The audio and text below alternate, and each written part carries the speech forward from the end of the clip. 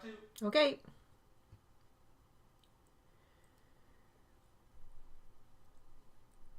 It's a Monday. It's a Monday. It's a Monday, Monday, Monday, which means it's time for crochet. Hello, everybody. Welcome to a live Jayda InStitches crochet along. I'm really enjoying these Monday crochet alongs. I hope that you guys are as well. And we've got a real fun one for you today. On our last live stream, we were looking at some of my old crochet books. We were tagged by Cinnamon Stitches about what our oldest pattern was, and that got me going through all the books, and we were sort of showing some on camera, and I came across this Teen Time Beret in the Australian Woman's Weekly from July 5th, 1967, and it kind of stopped me in my tracks. I hadn't really looked through this publication, and I thought it looked so cute that in the live I was like, well, maybe we should give this a go. So over the weekend I did exactly that. I gave it a go, or during the week I should say, and we're going to do that today. So I'm going to just say hello to Jessica Rabbit, who gave us a membership milestone. She says that she was going to do this along with us, but her cat Tabitha has decided to pin her to the bed, so she may be sitting this one out. It's okay, Jessica, you can make it along later with us. And we've got some information on the actual beret. So while I worked on the beret, I reinterpreted it and I rewrote it. So I went through the whole pattern. There were a couple things about it that I didn't feel translated very well, or that I didn't really like. So I made a couple of modifications because after all, I am an adult. And I don't have this yarn, although we did look it up, and Mr. InStitches, who's also here. Hi, everybody. I have to unmute my mic to speak. Hello, welcome. I found a little snapshot of the original Patton's Jet yarn that they called for in this pattern. Mr. InStitches, I sent that to him. I don't know, if he can find that little picture, he might pop it up on the screen just so you can sort of see what the original yarn was supposed to be. Anyway, I've done a whole bunch of reinterpretation. I rewrote it in a US terminology because that's what I typically use here on the channel. I'm comfortable in both terminology, but we use US on the channel. And I rewrote the pattern. So I rewrote the pattern using terminology that I am comfortable with, using US terminology like stitch shorthand. And we've got the entire pattern in the description box of the live stream. So if you want to pop in and take a look at it, copy it, paste it to something and have it open next to you if you're on the computer. We'll also be doing a nice proper written printable version for the Silk and Vicuña members of the channel, which will be posted to the website a little later. But for everybody, I've rewritten the pattern, and the materials information and the pattern itself are in the description box. So if you move faster, slower, whatever, all that information is there. I'm going to be going through it row by row. So if you're new to reading patterns, this might be helpful for you because I will be reading the line out and explaining what I do as I go. So you can also look at this as kind of a pattern reading little tutorial as well. We're going to make this beret live. Let me just talk about the beret that I made. So the original beret calls for 3 balls of Patton's Jet, number 7 crochet hook. So I did my best to figure out what this was. This looks like it was a 12 ply alpaca yarn, which of course is a natural wool yarn. A 12 ply is like a 4 weight-ish, like a medium weight yarn. But I think you can get away with a medium weight size 4 yarn or a lightweight size 3 yarn, a DK weight, something in that area, because we're going to switch up the hooks a little bit depending on your head size. So once again, this pattern was designed for a teenager. I have a teenage size head, I guess. My head circumference is 22 inches in circumference. You measure your head over your forehead, over your ear, around the back of your head in a circle. That gives you your circumference. I'm 22 inches more or less. So if you have a larger head than me, I will give you information on what to grab. If you are making it for a tween or even a child, I've got some gauge helpful information I would think for that. This was my sampler basically. So I made the whole pattern and rewrote it as I went. And I just used, this is some size 4 yarn, and I also have some size 3 yarn in here because I just used whatever scraps I had available. This is the tail end of a ball of mosaic or landscape, one of those. I don't even remember what it was, but I didn't have enough. And I just switched to literally the tail ends. You can sort of see I have like 25 stitches in a lilac. I have like a couple of rows in some navy blue. And then I switched to some size 3 gray yarn just to finish it off. Honestly, I think it's pretty the way it all came together, but I do recommend trying to do it with a single ball of yarn. But that's how the sampler went, which I already think is cute. And today I'm going to redo it, but use all the same yarn all the way through. So that's my little sample beret. I am using a 4.5 millimeter hook. This is also known as a 7. Now they actually use a 7 in the original pattern. I just see Nico here gifted a membership. Nico, hello. Thank you so much once again for joining us and for being so supportive and generous. It looks like Linda has won the membership from Nico. Thank you so much, and welcome back again, Linda. I hope I haven't missed anything else.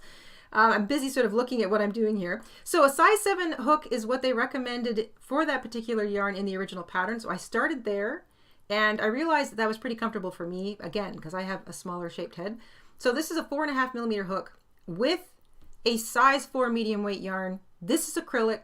I feel that you can use a cotton, acrylic, a wool, any kind of wool, a blend maybe, whatever you're comfortable with. I don't think that you really have to worry too much about the fiber. Oh, Mr. InStitches found the original. Oh, this is great. Okay, thank you, sweetheart. I'm trying here. It's a little tricky, but I think I can get it on the full screen. I'm going to give it a go. Oh, speaking of hats, I see Vima just popped into, am I seeing Vima? I think I saw Vima. Vima has a crochet channel too. Vima's been a long time member around here, and she has a crochet channel, and she just put a little bucket hat up on her bucket hat tutorial up on her channel. I'll make sure I'll link to that in a community post a little later today. It's super cute. I love her little bucket hat pattern, and she does it with a little open work around the middle. So if you like to weave a ribbon or something around it, there's a place for you to do that, and your ribbon won't fall off your hat. I just thought I would mention that because I know a lot of people are still kind of making summery hats too. And we're making a fallish hat today. But I wanted to sort of sing that out because it's a real cute tutorial. So if you're in the mood to make a little bucket hat, then that's a cute one as well. Okay, I think it's up on the screen. It is. It's a little fuzzy, but that might just be me. That might just be me. Never mind. That's just me. I can sort of see it. Oh. Crazy Crochet or Crochet Crazy. Remember for 2 months. Anyone, yeah, we'll give that about a minute if people want to have a quick look, and I'm going to take it off. Crochet Crazy says, I've watched you, I don't know how many years now. Thanks so much for always bringing those happy little giggles. Your videos always make me happy. Thank you so much. We're so glad that you're here. It's so nice to see everybody. And thanks everyone for just hanging out. We're going to see how this goes together. Like I said, this is kind of a new thing for me. I'm fiddling with a whole bunch of different technology here, so we'll see. Here we go. All right, so that's for a size 22-inch circumference head. That's good for teens, small adults like me. If you have a larger head, I recommend a 5.5 millimeter hook. It's also known as an I or a 9. So it's a little bit larger. And you can still use the size 4 weight yarn or the size 3 weight yarn. You're just increasing the size of your hook, which should size it up just enough. Like I said, this is kind of a stretchy pattern. If you're making it for tweens, again, you can use the 4 or the 5 weight yarn, but I recommend a 4 millimeter hook, which is a G or a 6 also. And if you want to try and make this for really small children, then I recommend the 3 weight lightweight yarn and a 3.5 millimeter hook. And the 3.5 millimeter, I think, is a D. I think that's a D, an F, might be an F. I think it might be an F hook. So anyway, that's what you need to know in terms of hook size. You're going to want a pair of scissors, a yarn needle. You're going to want a stitch marker for this one because we are working with a double crochet stitch that slants a little because we're in the round. So marking the first stitch of the row is super beneficial. And you're going to want around 175 yards of yarn. That original Patton's ball, I think it said it was like 60 to 80 yards in the original ball, and they said you needed 3 of them. I feel like that's an awful lot of yarn, so I think I used about 175 yards. It's a tall stitch, but it's not too many rows. So I'm using a size 4 medium weight acrylic yarn. It's nice and soft. This is a Ferris wheel by Lion Brand. Not sponsored, just absolutely love this yarn. It's gorgeous. And this is the tail end of a cake that I already got into, but that's okay. If I run out, I have an entirely second cake here. But I think I've got about 175 yards here. But I might be playing a bit of yarn chicken. So that's the yarn I'm using today, along with my 4.5 millimeter hook. So we are going to get started. I'm just going to have a sip of my coffee. There she is. There's Vima. Hi, Vima. I'm super excited to try it. It's looking gorgeous. Thank you so much, dear, for your love and support. It means a lot to me. Love you always. Thank you, Vima. And I mean, I love your bucket hat. What can I say? It's so cute. Okay, everybody, let us get into it. Once again, the pattern itself has been rewritten, reinterpreted. It's all written in the description box. So if you want to grab it, copy and paste it to like a note page or something, or just follow along, open the description box. You can see it there. You can come back to it. We're going to leave it in the description box. And if you move faster than me, you know, you might even be a bit further ahead. I know Shell was going to try and make one along with us today. Ms. Rabbit was going to. She may have to fight the cat. And a few others are going to try and make it along with us too. There's Tori, member for 35 months. Thank you for your support this week. Tori, you're welcome. I hope your Crojo is coming back. Be careful though, because when it comes back, it usually comes back in a tidal wave and then you don't know what to do with yourself. Okay, we are going to make a slip knot, place it on our hook. We're going to chain 4. So we're starting with a chained ring, nice and easy. This is actually a very easy pattern. So here we go. Chain 4, join with a slip stitch to that first chain to make a ring. And you should be able to just barely have your little finger kind of pop through the middle of it. Row 1, we are going to chain 4. The chain 4 at the beginning of this row counts as a double crochet chain 1. So into that ring, we are going to double crochet and chain 1 11 times. So you've got chain 4, that counts as a double crochet chain 1. And you want to physically double crochet chain 1 11 times into that ring. And we will have what I like to call spokes. It'll look like a little wheel. We'll have 12 spokes and 12 chain 1 spaces all the way around at the end of row 1. So nice and simple. Double crochet chain 1, double crochet chain 1. I'm working over top of that little short tail because I like to weave those tails in as I go.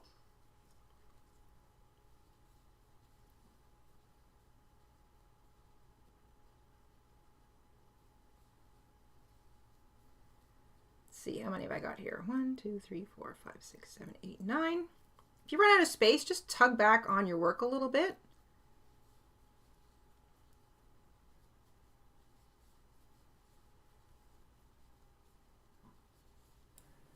So I tried to get that picture up and it kind of looked blurry and was off centered. So maybe we'll post it to the community tab after the stream. The one of the original the original yarn. That's a great idea. Yeah, we'll post a handful of photos. We'll show a photo of the finished beret, the original beret, a snapshot of that original yarn, and a couple of other highlights. We'll just make a little kind of like a collage or a little photo slideshow thing that we'll post that in the community tab after today's live stream. So if you need sort of a recap, we'll have that for you. And here we go. So I've got the chain 4, which counts as a double crochet chain 1, and 11 more double crochet chain 1s worked into the chain ring. Don't forget the last chain 1. We're going to join with a slip stitch to the 3rd chain. So I try to find, let's see, 1, 2, 3. Making sure that I think that's right. Is that right? Where's my chain? Oh no, my first chain was kind of small. Okay, so there we go. You want to join with a slip stitch to the top of the 3rd chain of the chain 4, because remember that you got to leave 1 chain for your chain 1 space. And we are going to slip stitch into the space right next to it. Here's another thing I love about this pattern. You barely look for stitches, you're only looking for spaces. So it's that much easier when you're just going to the next space as opposed to trying to find the little stitches. So we're going to slip stitch into that space and we're starting the rows in spaces. Absolutely love this. Here we go, row 2. We've slip stitched into the next space. So here we are here, starting in the space. We're going to chain 4.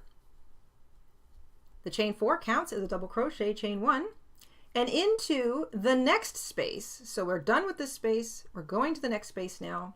We're going to work a V-stitch, double crochet, chain 1, double crochet. So double crochet, chain 1 in the first space, double crochet, chain 1, double crochet in the next space, and then we are going to work kind of the opposite. So I like to think of it as the opposite. Into the next space, we're going to chain 1, double crochet, chain 1. So we chain 1, into the next space, double crochet, and chain 1. So think of it like this. In the first space, you're going to go double crochet, chain 1, double crochet.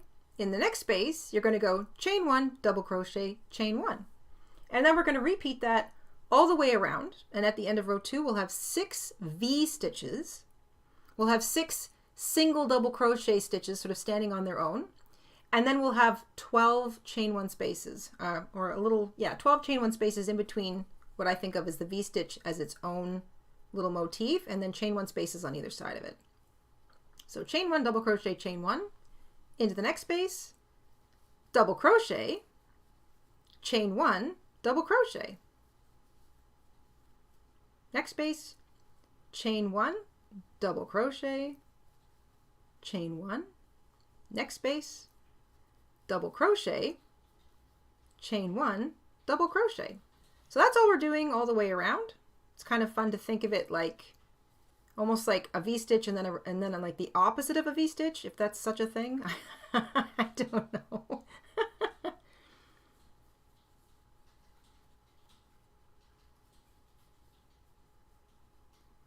The other way you can look at it is a V-stitch is sort of like a single motif. Double crochet, chain 1, double crochet. That's a motif. And then the double crochets that stand on their own need to be sandwiched by a chain 1 space on either side.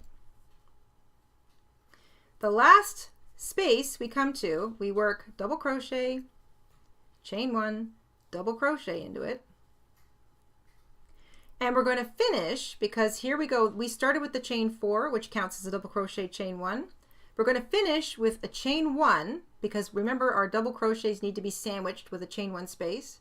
We're going to find the top of the 3rd chain, so not the 4th chain, but the 3rd chain, and we're going to join with a slip stitch. So you're going to see that motif repeated a lot in this pattern. There's lots of, it's all double crochets, except at the end when we switch to a single crochet, if you want. It's a very flexible pattern.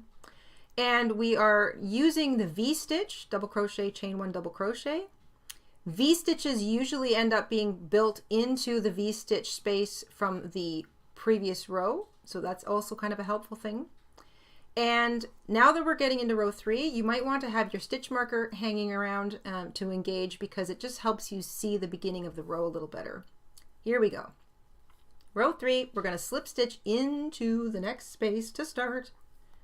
So we're doing that start in a space, work in a space thing. I just love that. It makes it so much easier all the way around. We're going to chain 4, which counts as double crochet, chain 1, and into the same space, we're going to double crochet. So that technically counts as kind of a V-stitch. So double crochet, chain 1, double crochet, or to begin, chain 4, double crochet in the same space. Into the next space, we're going to work chain 1, double crochet, and then into the next space, chain 1, double crochet. So we are increasing every row until we get to about row 7. And the increase is adding another post or another chain 1, double crochet, chain 1 concept. So in between our V-stitches, we're going to have 2 individual double crochets.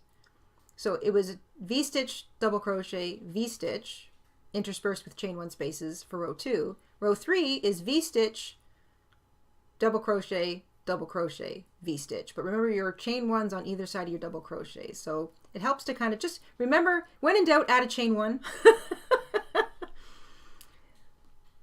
So we start with chain 4, double crochet into the same space. Then we work chain 1, double crochet into the next space, and a chain 1, double crochet into the next space. Then we work chain 1, double crochet, chain 1, double crochet into the next space. So we've got a nice little pattern happening here. After the V-stitch, we go chain 1, double crochet, chain 1, double crochet.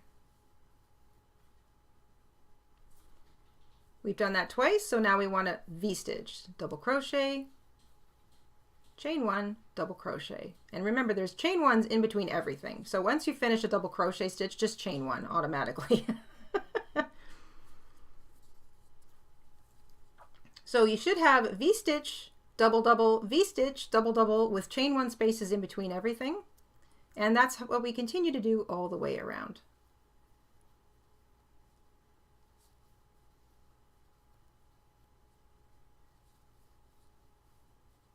Keith is asking, where do you find the lemon cake game? I found it on Steam. It's a Steam game. I love that. I actually just finished it. I got all the achievements. I'm a bit of a completionist. It's a really cute time management game. If you guys are into video games at all, it is a very gentle, cozy game. It's really sweet. You basically manage a little cafe, and you bake things for people that come in. I enjoyed it immensely.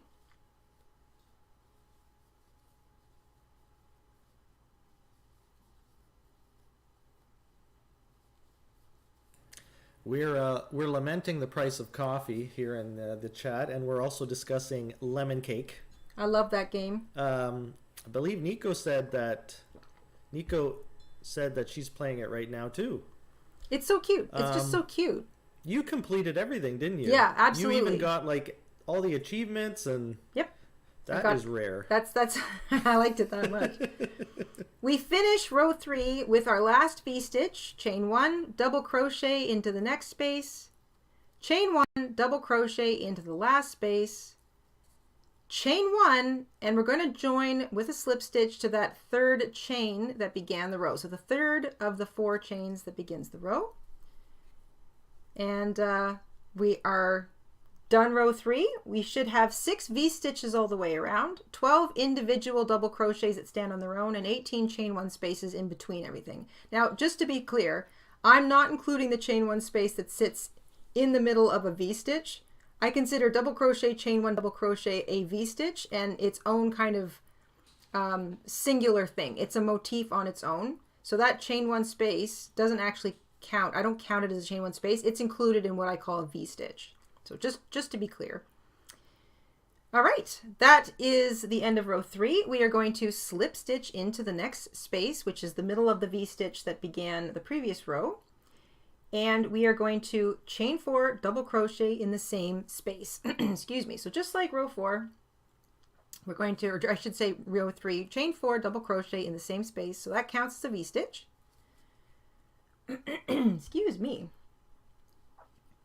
And I should realize I haven't been pointing out the use of the stitch marker. If you want to mark the beginning stitch of the row, this is why the stitch marker is handy, just because the bigger the rows get, sometimes you kind of get busy counting and maybe you kind of miss out where you are. When you're working in a more or less a meshy stitch, it's very easy to lose track of that first stitch of the row because it just kind of starts to blend into everything. So if you find that's kind of a problem for you, it's super common. So don't feel like there's something wrong with you, because there's not. Just put a little stitch marker on that first stitch. I've literally marked the 3rd chain. So when I get back around, I don't have to look for it. I don't have to wonder where I am. And off we go. So we begin with a V-stitch. And now we are continuing this very simple little increase pattern. So into the next 3 spaces, we're going to work chain 1, double crochet.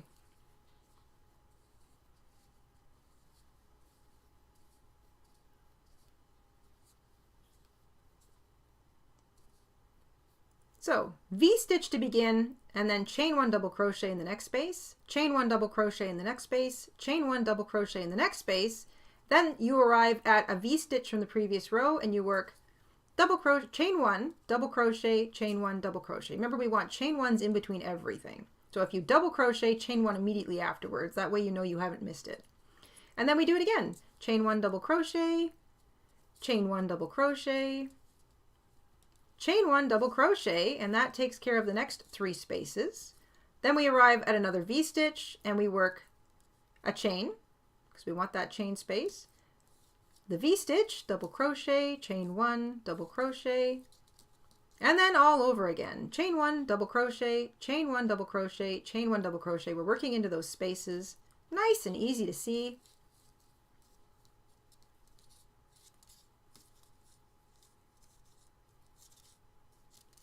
Big happy birthday to everybody who's having a birthday or had one over the weekend. We are in the middle of, this is a long weekend for us. Monday's a holiday up here in Canada. It's a civic long weekend, civic holiday long weekend. I think the Americans, I think you guys are having a holiday today too, right? Are you? Let me know.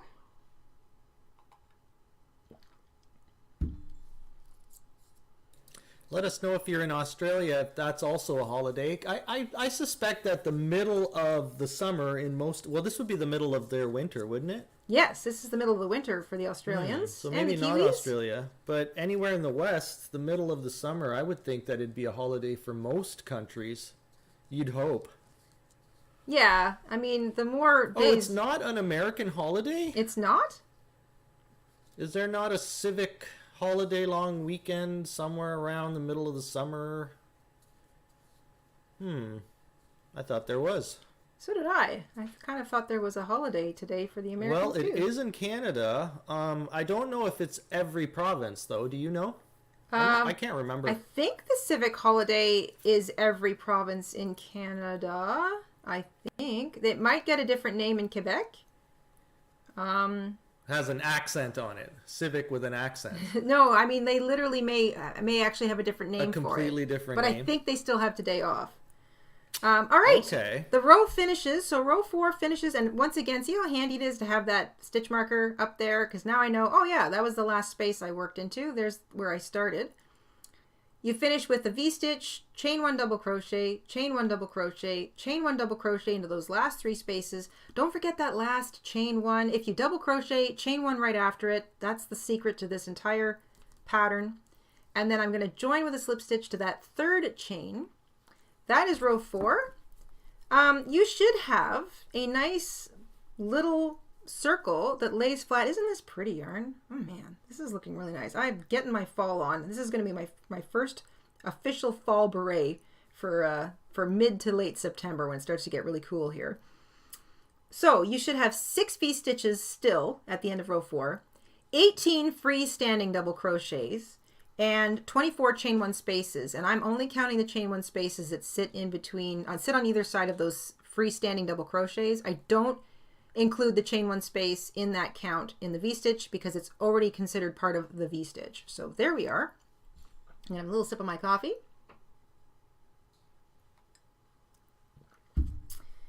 And let's get into row 5. Here we go. We are going to slip stitch into the next space, which is the middle of the V-stitch that began the previous row.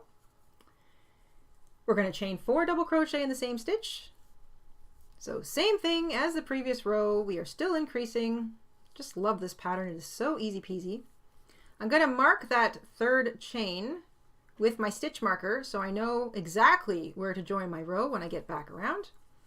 And just like the previous row, we are increasing into the next 3 spaces, actually the next 4 spaces. You're going to work chain 1 double crochet, chain 1 double crochet, chain 1 double crochet, chain 1 double crochet. And that V-stitch is going to be worked into the middle of what was the V-stitch from the previous row. So easy peasy, here we go. Don't forget to chain 1. If you double crochet, chain 1. Cherry! Cherry's been a member for 38 months. Good morning, Ms. J and General G. Feeling Vintage was 19 in 67. Oh gosh, no way. Then this would have been like absolutely aimed at you.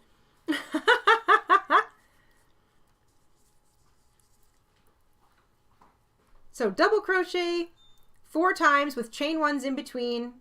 So you've got your V-stitch, chain 1 double crochet, chain 1 double crochet, chain 1 double crochet, chain 1 double crochet. Look for that previous V-stitch from the other row and V-stitch into the middle of it. So you're still going to have 6 V-stitches at the end of row 5, but you're going to increase your freestanding double crochets by 1 in between each set of V-stitches. So instead of 3 in the previous row, now we're going to have 4. So chain 1 after every double crochet, chain 1 double crochet, chain 1 double crochet. You'll have 4 of them.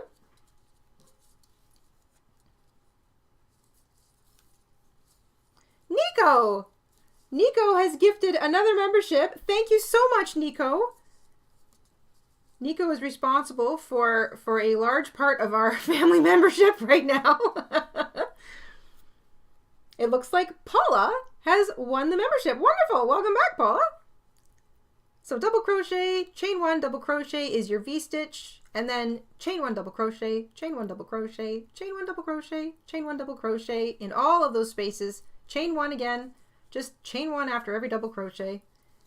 And just look for the V-stitches from the previous row, because that's where you want to put your V-stitch for this row. And we're slowly getting bigger and bigger. I was not around in 1967. I see everybody kind of chit-chatting about how old they were in 67. I was not here yet. I would not be here for another decade at least.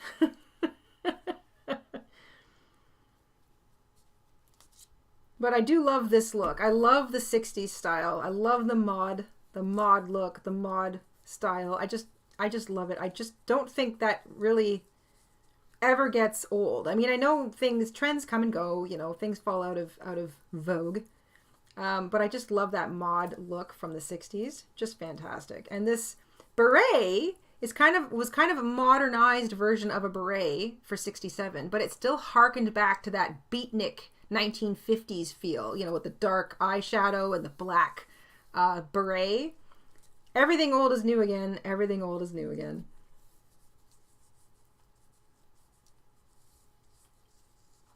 Welcome, welcome. If you're just getting here now, today's entire pattern is written in the description box. So if you want to catch up or follow along at your own pace, it's all written down there. And we will have a printable version for the Silk and Vicuña family members available on the website, the members website, probably a little later today. Oh, and that reminds me, I'm going to finish this row and I'm going to tell you all about a little something we've added to our Etsy shop.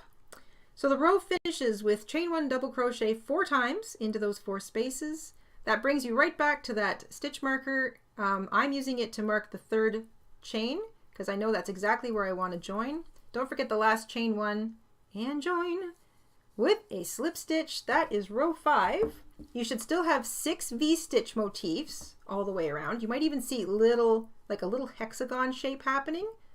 So look for those V-stitches. You should have 6. You should have 24 freestanding double crochets, or 4 in between each set of V-stitches, and around 30 chain 1 spaces. You should have a chain 1 space on either side of every single double crochet, whether it's in a V-stitch or not. So that's how you know you've got the right number of chain 1 spaces, and it should lay relatively flat. If you find it's curling up, it could just be that your hook is a little too small for the yarn you're using. Maybe your tension is a little tight, but it's a very stretchy pattern, so just lay it flat and give it a little stretch out. I'm gonna have a quick sip of my coffee. And I just want to mention that a ton of you were asking about making your own graphs for the Fair Isle style, so your own double crochet graphs. So we listened to you guys, and we created your own DIY graph kit. It's now available in our Etsy shop. It's cheaper than our actual double crochet graph patterns, but it includes a 2-page how to use the kit, how to use the double crochet graphs. There's a yarn and gauge, how to figure out how much yarn you need for each square, your entire project. The materials that I recommend for this particular style of graph. There's information on how you carry your colors, because you do carry colors when you are doing color work in a graph kit. How to use the graph, the general crochet directions, and some design tips. So if you're brand new to using graphs, we've got some design tips for you beginners out there. Just a good place to start. Some fun ideas, how to give things a go. And of course, we included our template for the spools as well. Then we've got 2 different worksheets included in it, because this is how I design. So I basically worked it out on how I work out a pattern. Worksheet number 1 includes 4 identical small versions of the graph, and there's notes for each one. There's a title space for each one. And when you're workshopping a design, I like to kind of create the design, color in my squares, and then I workshop it. Oh, maybe I want the square white here, or I don't want to include that one, or I want to see what it looks like in different colors. So I'll take the same image and workshop it. And then I can see it sort of sitting next to each other. Then once you've decided you like your final graph, you can copy the one that you like into the main graph. This is much easier to kind of glance at while you're working your double crochet graph. And again, there's room for notes, and I also have the stitch legend written down here. So if you need to remember what a double crochet is, like it's a DC for double crochet, R for row, etc. And there's information on how to read it left to right or right to left, depending on your handedness. So that's our new kit. And that is now available in our Etsy shop. It's up top in the featured listings. So if you pop into the shop, I think we usually have the link to our Etsy shop in the chat or in the description box. You should see it right up top when you pop over there. So a lot of you asked for that. We did our best to put together a kit that basically follows the way I work out the designs, and how the mister and I put our heads together and try to come up with designs and how we workshop it. And it's really is a good idea to print multiple. So it comes in 3 different files, so you can multiple print the 2 different worksheets. And have fun with your markers and your crayons and your pencil crayons, because that is the best way sometimes to work out an idea, is to get old school, get your hands involved. I mean, we're handy. We use our crochet hooks. So that is now available in our Etsy shop. And a big thank you to a few of the folks who have popped in and bought it already. We put a little note up about it. Gosh, I think it was like late last night. So very, very big thank you to everybody who's popped in and picked it up. And of course, the other Fair Isle style patterns are available there as well. And it's August, so the sailboat is the August official for the blanket. That pattern and tutorial went up on Friday, and we've got 2 additional at least patterns coming out this month as well. We got the graph kit up as one of them, but there's a couple more ideas sort of swimming around in my head for this month. And there will be a members version of one of those coming too. So if you're a Silk or Vicuña member, we have little Fair Isle perks for you all year long this year. And like I said, today's written pattern will be printable and available for Silk and Vicuña members over on the members website as well. Plus, after today's live, we will be posting for everybody some community notes, some post pattern notes and photographs, so you can refer back to that. And we're going to leave the written pattern in the description box of today's live stream, so please feel free to come back and use it at your leisure. All right, that was the end of row 5. Let's get into row 6. And one more quick little mention, we are having a 5 or more sale this whole month. Oh yes, yes. So if you load up your cart and it's 5 or more, you get 25% off the entire order. So yeah, that's going on till the 30th, I believe. Yes, thank you for reminding me of that. Also, we missed a membership milestone. Sandra! If you want to catch it. Sandra's been a member for 3 months. Thank you, Sandra. Best crochet channel going. Love Jayda and the Mister. Thank you so much. And I just also want to sort of shout out Cinnamon. Cinnamon, I see you there. I watched Cinnamon's most recent vlog this morning because she showcased her updated version of her Fair Isle style blanket. And she did both of the ideas that I had in my samplers, where she changed the background color, which I think looks amazing. It looks like her boats are actually out to sea. And she made her sailboats 2-tone. And I won't say anything more. You have to go check her out. We'll also sing her out in a community post after the live too. I just love how her blanket's coming out. And her second blanket, I'll say no more, but it's gorgeous. So much fun with the Fair Isle. I absolutely am loving this year's project. And I'm so happy that so many of you are enjoying it too. Row 6. Just so you know, Krista has already purchased the DIY kit. Thank you, Krista. It sounds like we're having trouble with our tech again. Aww. That didn't come through. I didn't hear it. Thank you to Krista for doing that. Maybe if I open it, it'll help. I don't know. This is hit and miss. You know how a lot of you say, "Hey, I had my notifications turned on, but I didn't hear anything." Yeah, it's not you. It's literally our tech. I have absolutely no idea why our tech works some days and doesn't others. I don't know. I don't get it. I am going to pop over here. It didn't cha-ching. I don't know why. Aw. I see Connie, Krista, Natasha, and Mary Jean. Thank you guys so much for picking up some patterns here at the Etsy shop, including our new DIY kit. Thank you, thank you. I'm so sorry I'm not hearing the cha-ching. Wah! It's like, I love that sound. Okay, if you do buy it during the stream, please let me know. I'll pop over and I will thank you because I can see this sort of stuff.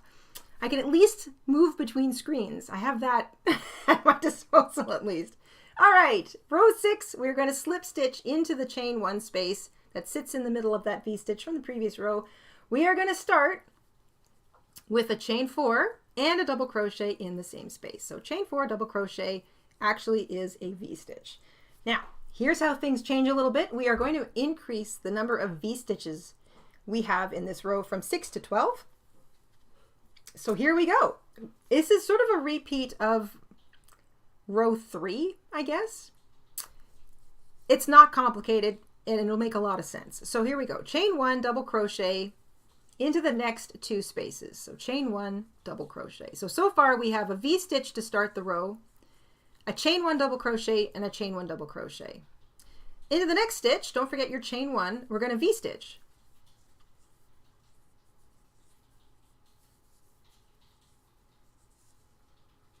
So chain 1 double crochet, chain 1 double crochet, V-stitch, and then chain 1 double crochet, chain 1 double crochet, and that brings us back to the V-stitch from the row before. So don't forget to chain 1, and then you V-stitch like normal into the V-stitch from the previous row. So what we're doing is we are doubling the number of V-stitches we have. I have a question for everyone out there listening. Mm-hmm. So Yules, one of our channel members, said, I don't know if it was on purpose or mentioned before, but I'm not able to rewind the video during live, only on the replay. So that's actually a setting on our end. I turned it off recently, the last few streams, to see if it helps with our, like the quality of the stream. So we can also turn that on so you can go back during a live stream, but you'll be missing what's actually happening live. So I'm going to put out a poll and ask everyone, would you prefer that option on, or would you rather, you know, come into the live stream at the actual live moment and then go back afterwards? So I'm going to put a poll out. That's a great idea. I didn't know we could do that. Yeah, that's amazing. you can turn on the DVR so that when you're on live, if anyone wants, they can rewind. Wow. Yeah, but I thought it might be confusing for people that are looking for the actual live stream. Yes. But if people like that option because they want to go back, then we can leave it on. And we'll see if it interferes with our quality. That's a great poll idea. You can also always go back, like after the stream is done, it's becomes a archived video, so you can go back and forward as much as you want. But I'm going to put a poll out and everyone can vote. Let us know. It's good to know this stuff. Yeah. Okay, just to recap, I'm in row 6. We are doubling up the number of V-stitches we have. So the pattern is V-stitch, chain 1 double crochet, chain 1 double crochet, V-stitch. Don't forget your chain 1s. Look, I just did that. I forgot a chain 1. If you're double crocheting chain 1 after your double crochet, just do it. Just make it part of your double crochet. Double crochet, chain 1. So it's V-stitch, chain 1 double crochet, chain 1 double crochet, chain 1, V-stitch. That's what we're doing all the way around. So 6 of your V-stitches are going to land neatly in the middle of the V-stitch from the previous row, and then the new V-stitch will be smack in the middle. So V-stitch, freestanding double crochet, V-stitch, freestanding double crochet, freestanding double crochet, and then V-stitch and we start again. Remember, there's a chain 1 in between. So if you double crochet, chain 1. Just put that in your head. If you double crochet, chain 1. Shelly, member for 57 months, says 57 months and have loved every one of them. Aw, thank you, Shelly. Shelly with the membership milestone. Really appreciate it.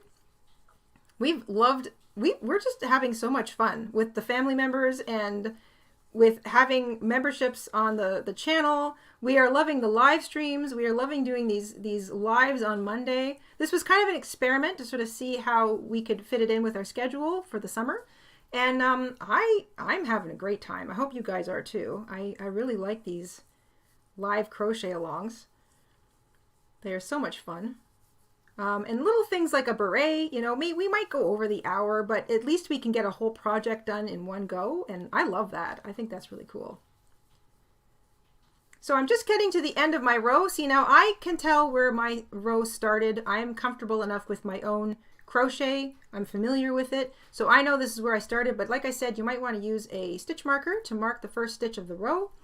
You finish the row with your last V-stitch, chain 1, and then double crochet, chain 1, double crochet, or chain 1, double crochet, chain 1, double crochet, but don't forget that last chain 1 that connects you to the chain, the third chain of that V-stitch that began the row. And now you've got 12 V-stitches, so you've got your original 6 plus 6 more in between, and you've got 24 double crochets freestanding, so there's 2 in between each V-stitch. And you have 36 chain 1 spaces. I'm not including the chain 1 that's in the V-stitch because that's its own little motif. Either way, you should still have a flat circle that is getting larger and larger and larger.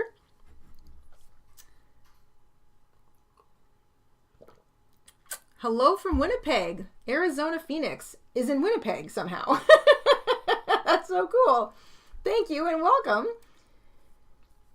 Glad to say that everybody has helped with the buffering. Okay, all right. This is great. Everybody's sort of weighing in on Mr. InStitches' little tech questions. Loving it. That was row 6. We are into row 7, and we are going to continue with the increasing on the new pattern. So we're going to chain, or I should say slip stitch, into the middle of that V-stitch from the previous row. Starting with a chain 4 double crochet, that's our little V-stitch to start the row. And for those of you who have just popped in, this is how I'm using the stitch marker. I'm marking that third chain because I know that's exactly where I'm going to join my row when I'm done. Always chain 1. If you've double crocheted, you want to chain 1 too because this whole thing is a mesh stitch. So we use the V-stitches to create the circle, but we continue to expand with the mesh stitch, and there's a chain 1 in between every single double crochet. And now we are going to continue with 12 V-stitches. So you will always have a V-stitch in the middle of the V-stitch from the previous row, but now we've got 3 spaces, which means chain 1 double crochet, chain 1 double crochet, and chain 1 double crochet, which is kind of like a repeat of row 4, only now we've got 12 V-stitches. So chain 1, and then a V-stitch into the V-stitch from the previous row. Double crochet, chain 1, double crochet, and then you start all over again. Chain 1, double crochet into each of the next 3 spaces. That brings you up to a V-stitch from the previous row, and you just work a V-stitch into it, remembering that you are constantly chaining 1 after every double crochet. And that's that all the way around. Let me just pop back into the chat here.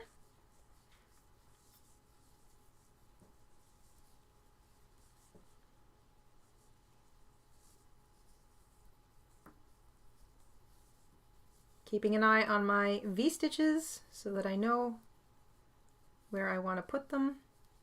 There are 3 freestanding double crochet stitches in between each set of V-stitches now, because we are continuing to increase. This is such a nice little mesh pattern.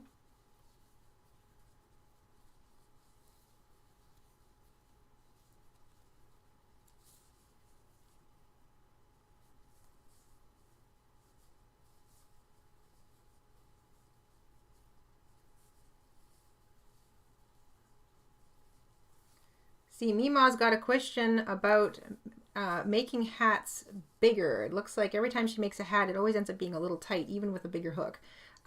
So if you regularly wind up with a tight hat, even if you've upsized your hook, you can do a couple things. You can use a slightly heavier weight yarn than what the pattern calls for and the larger hook, or you can go up a hook size again, because not all patterns really allow you to change the stitch count, especially when it comes to hats. Now, we do a lot of hats that are not stitch count specific, they're measurement specific, so those would probably be better hats for you. For example, we do a beret. We have a beret tutorial that is more interested in making it to fit your head, and we explain how to do that in the tutorial. Most of our hat patterns, with the exception of our cloche pattern, we have one tutorial I think is stitch specific, and the rest of our hat tutorials here on the channel are measurement specific, so that you can get a hat to fit your head. And we often like to start our hats with the cuff of the hat, not the top, because it allows you to make it to fit to start, and then you don't have to worry so much about it as you crochet the rest of your hat, as opposed to working top down, which is technically what we're doing here. When you work top down, it looks nice, but if you don't have the right measurements on the way down, typically, you'll get all the way to the bottom of the hat and then realize it doesn't fit. So I learned a long time ago that I liked making hats from the bottom up so that I know that they fit. But this one, like I said, because of the way a beret is built, I should say, you do have some flexibility when you get to the bottom of the pattern. We have some more silent lurking purchasers. Oh, we do? In our Etsy shop. You might want to have a quick look. Okay. Also, I want to let everyone know a little miniature tech info here. So the way the DVR works is you can rewind while the live is going, which a lot of people may not want to do, and some do. But the other benefit to it is that if your internet drops or slows, or vice versa, ours does, the video is just going to continue playing. So you won't lose out on the live stream. You might be delayed. You might be watching it, a few minutes earlier, but you're not going to lose it. So it's kind of one of those double-edged sword things to have it on or off. I thought that might help with the poll. Yeah, very good. I didn't know that either. Thank you, sweetie. Big thank you to Tracy and to Kim L. You don't pay me the big bucks for nothing. No, I don't pay you the big bucks for nothing. I have to earn my video games and your coffee. Big thank you to Tracy and to Kim L for picking up our new Fair Isle style DIY kit along with a couple other patterns at our Etsy shop. I am so grateful, and I am so sorry that our little fun sound effect isn't working today, because that is a lot of fun. But thank you, and thank you for singing it out so we know to say thank you to you. We finished the row with our last V-stitch, chain 1, double crochet, chain 1, double crochet, chain 1, double crochet, chain 1, don't forget the last chain 1, and join with a slip stitch to that third chain that began the row. And that is row 7. So I'm going to count up here. 1, 2, 3, 4, 5, 6, 7. That is 7 rows, or you can start in the center, look for those double crochet stitches just so you can count out how many rows you're at. This is so pretty. Wow, this is pretty. Oh, I love this yarn. Okay, row 8. It's so familiar at this point. We are slip stitching into the middle of the V-stitch that began the previous row. So we're in that space. We are going to chain 4 and double crochet. Actually, we're not going to chain 4 and double crochet into the same space. We're just going to chain 4. That's double crochet, chain 1.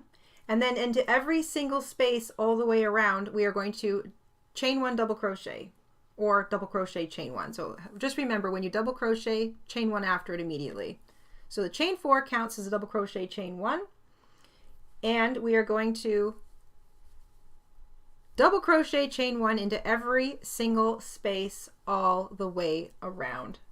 So we are no longer increasing. We have reached the point of the beret where we start to, it's going to get a little bit bigger, but we're going to start kind of turning the corner. So every single space, whether it's a V-stitch space or a space in between, you're working double crochet, chain 1, double crochet, chain 1, all the way around. This is row 8, and you're going to have 60 freestanding double crochet stitches and 60 chain 1 spaces at the end of row 8. So nice and simple. Just look for the space, double crochet, chain one. Look for the space, double crochet, chain one. Doesn't matter if it's a regular chain one space or the space in the middle of a V-stitch. Every single space gets double crochet, chain one all the way around. All the way around. Tori asked a question. She says she forgot to highlight it. Jayda, when you are creating a pattern and get stuck, what do you do to figure it out? I'm making a design and I am now row 9 and stuck. Where to go next? Well, obviously that depends on the kind of project you're working on. And it depends on how you go about designing something. Like, do you just sort of pick up the hook and start going? In which case, you just keep noodling. If you kind of get to, let's say you're working on a circular project and you're trying to make it get bigger and you're working in a pattern, circular patterns are often quite tricky. You have to just do some noodling, and I mean experiment, oh, how many stitches and spaces do I need in order to get it to lay flat and to keep going circular? If you're working back and forth and you want to keep some sort of consistent stitch count, it just requires experimentation. If you're the type of person who kind of thinks things in your head through before you pick up the hook, I do that. I've crocheted though for over 30 years, so I kind of know how something's going to look before I even pick up my hook. So you might, do a bunch of the thinking beforehand and then pick up your hook. And that's at that point you might go, okay, now I'm starting to run into some issues, or this isn't turning out the way I thought it would in my head. You just have to keep fiddling. Are you answering a question from Tori? Or? Yes. Okay, just checking. Yes, that is the question. What do you do when you're stuck? You just noodle. And if you are really hitting a brick wall, put the whole thing down and walk away. Because sometimes our brains get stuck on repeat, or like they kind of loop, and you just need to put the whole thing down and walk away, maybe sleep on it. And then when you come back to it, it'll have solved itself, so to speak. You have to let your back brain work on stuff sometimes. And I am zipping along here. Double crochet, chain one in every single space. I'm getting back to the beginning of the row. I can tell because here's where my row started.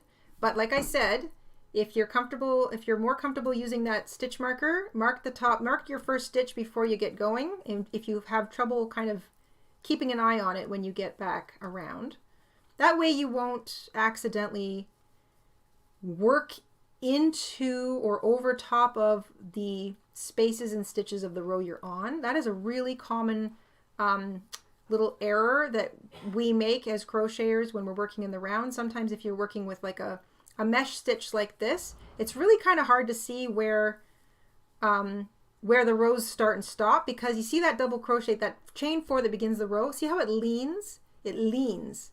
And we're working circular. So if you don't know what to look for, you might get back here and think this is a space to keep working into because of that lean.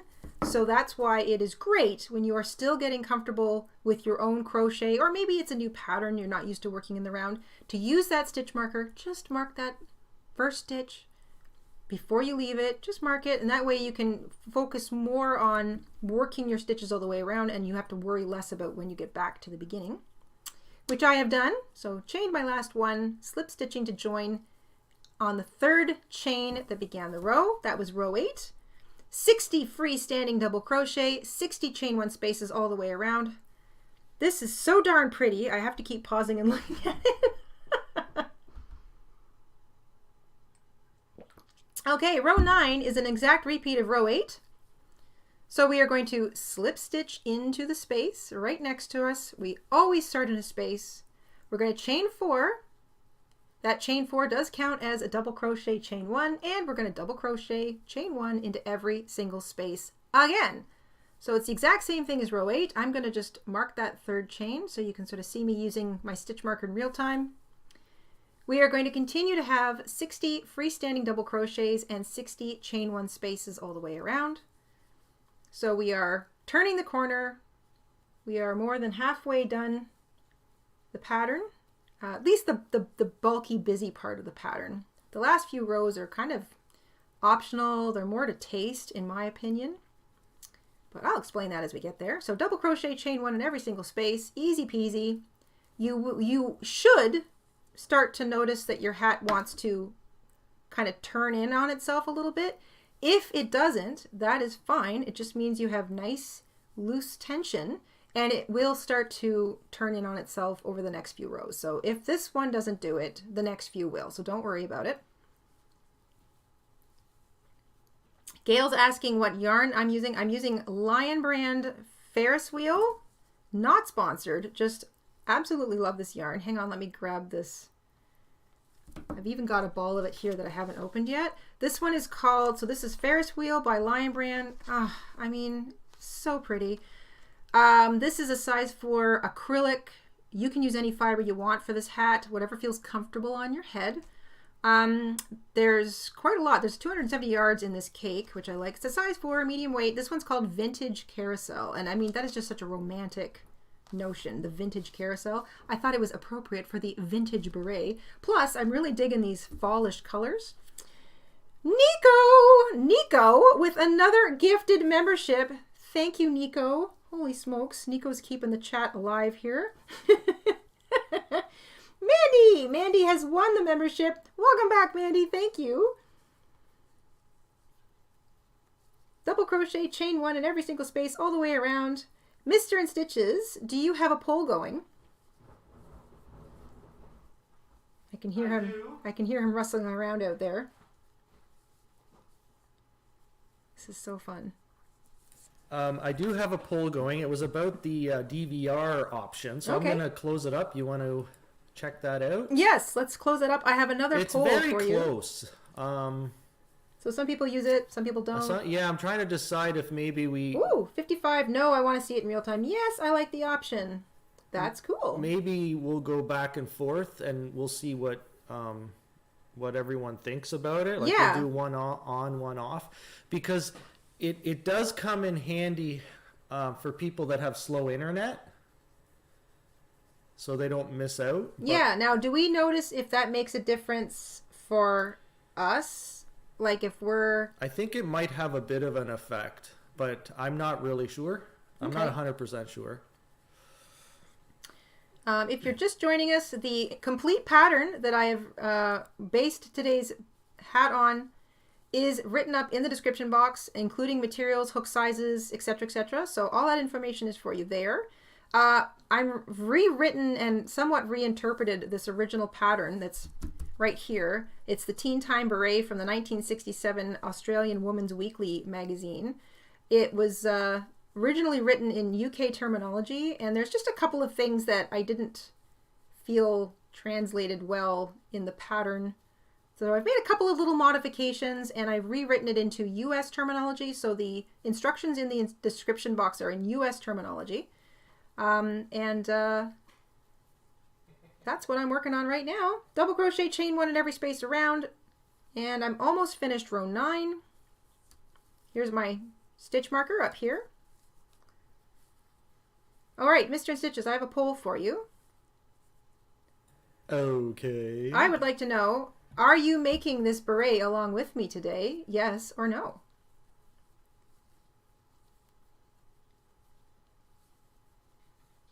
You're welcome, Gail.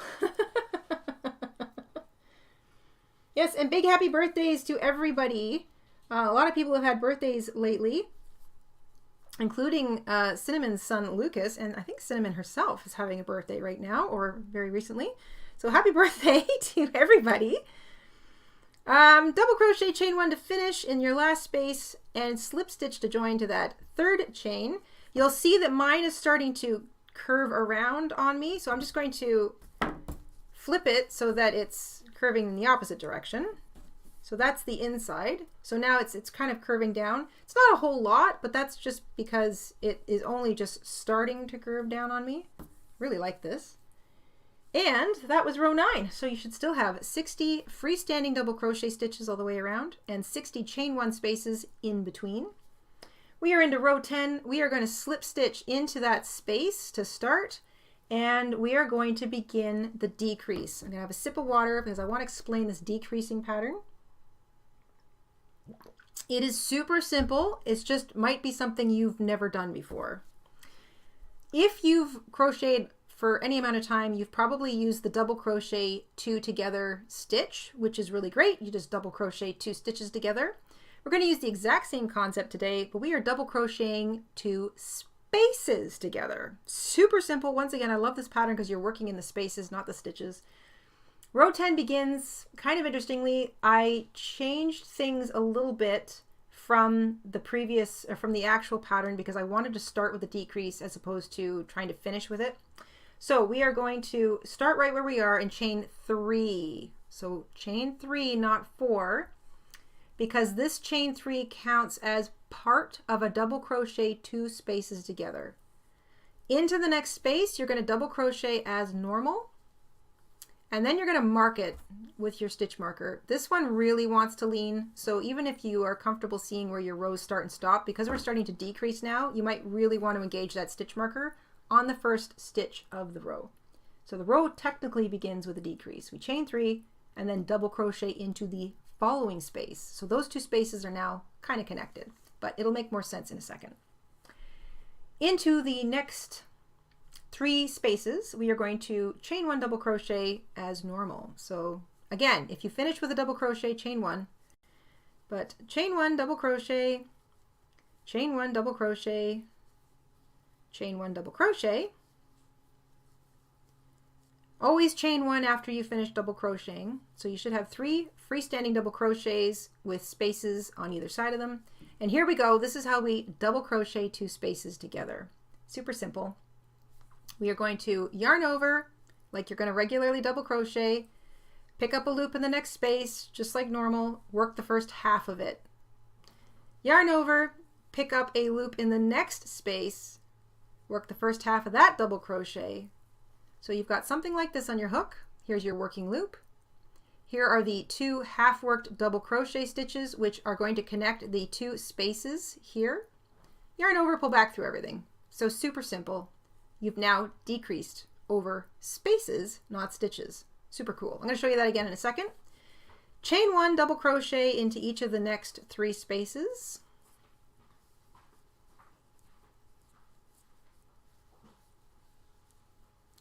Double crochet, or I should say chain 1 after your last double crochet, and now we're going to do a double crochet 2 spaces together again. So here's the 2 spaces we're going to combine.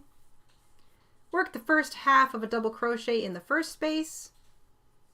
Work the first half of a double crochet in the next space. So that gives you 3 loops on your hook. Working loop, 2 half finished double crochets, yarn over and pull through everything. And you've just combined 2 spaces into a single stitch. Chain 1 and off again. Chain 1 double crochet in the next 3 spaces.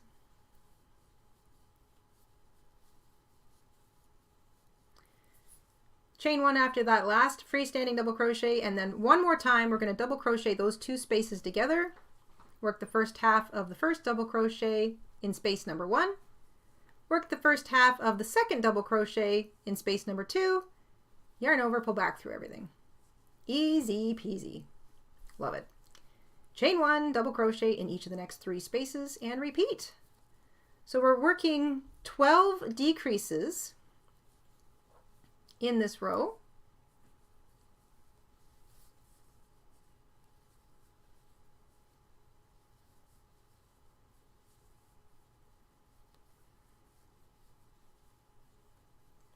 And at the end of row 10, we're going to have 12 double crochet 2 spaces together. So it's kind of like the inverse of our V-stitch. We had 12 V-stitches heading at the end of row 7. We were heading into row 8 and 9. We kind of dispensed with the V-stitches, and now we're doing the inverse of the V-stitch. We're getting pattern purchase notifications through the chat, just so you know, because our little cash register sound is not working today. Oh my gosh! All right, hang on. Let me go over and see. But if you want to pop over and have a look, big thank you to Linda.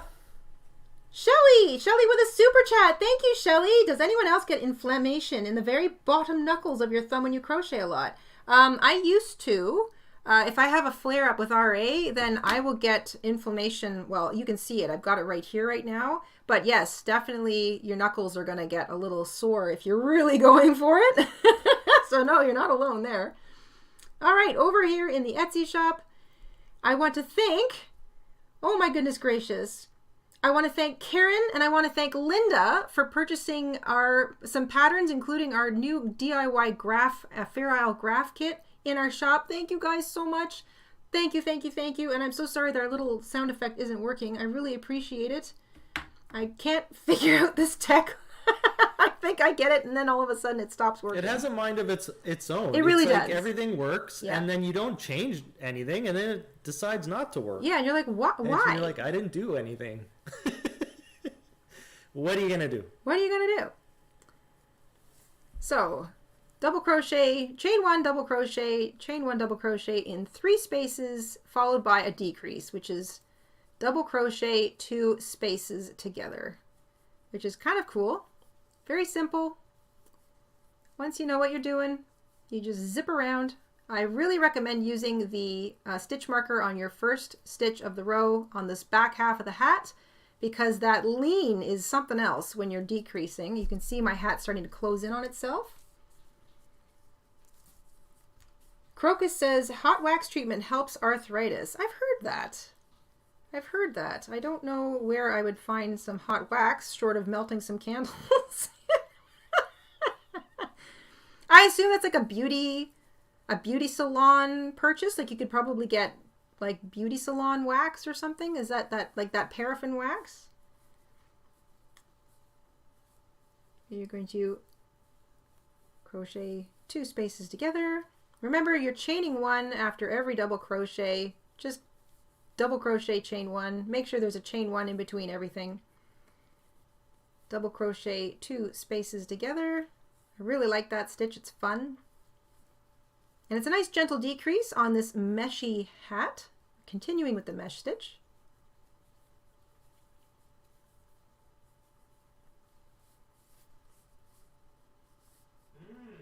Hot paraffin wax on your arthritis? That might feel really good. I think it would. I know at Niagara Falls you can get like a hand wax. You can get like a wax statue or a wax thing of your own hand. And basically you put your hand in this big wax mixture, and then like you pull it out and like they create some kind of cast of your hand. And I was watching them do it when we were there like a few years ago, and I kept thinking the whole time, oh my gosh, that looks like it would feel so good. Yes, that was quite a setup they had. So double crochet all of your last. So now I want to get to the end of the row and explain it. Here we are. So you finish with your last double crochet 2 spaces together, and then it was chain 1 double crochet into each of the last 3 spaces. This is why it's so helpful to mark that first stitch of the row. Look at that lean. It looks like you still have a space left until you look closely and realize that's the space that we actually started in and chained out of. But because our chain 3 is part of the double crochet 2 stitches together decrease that we began the row with, it can be kind of confusing. So the last thing you do is double crochet, chain 1, that brings you right back to the beginning, and you're going to join with a slip stitch in the top of that double crochet 2 spaces together stitch. So there we go. That is where we sit at the end of row 10. So now you have 12 double crochet 2 spaces together. It's kind of like the inverse. The V stitch looks like this. The double crochet 2 stitches together literally looks like an A. So we've gone from making 12 V's to 12 A's basically. We're decreasing. We have 36 freestanding double crochet all the way around and 48 chain 1 spaces. It should be starting to curl in on itself. So you can, if I make it all nice and flat, you can sort of see there's definitely a beret thing happening here. And it's stretchy, so don't worry, it will stretch out on you with where mesh stitch is nice and stretchy. But we're going to get to how to make it fit you perfectly in a minute here. So that was row 10. We're into row 11. We're going to continue with the decreasing thing. So we want to slip stitch into the next stitch, or into the next space, I should say. So we've joined, we're going to slip stitch into the next space. We're going to chain 4, and that chain 4 counts as a double crochet chain 1. Then we are going to double crochet chain 1 into every single space all the way around. So we're skipping over top of that double crochet 2 spaces together, because that's technically a stitch. You're just looking for the chain 1 spaces. So just like rows 8 and 9, you're going to double crochet chain 1 in every single space. And this will bring us down to 48 freestanding double crochet stitches and 48 chain 1 spaces in between. So before I go too far, I'm going to mark that 3rd chain so I know where it is when I get back around. Easy peasy, double crochet chain 1, double crochet chain 1 all the way around. In just, you're looking for the spaces, looking for those chain 1 spaces. You should have 48 of them, 48 freestanding double crochet and 48 chain 1 spaces at the end of this row. Barbara says you can purchase a wax bath for home use. You know what? I think my sister-in-law has one of those, come to think of it. That sounds like it might be a nice thing.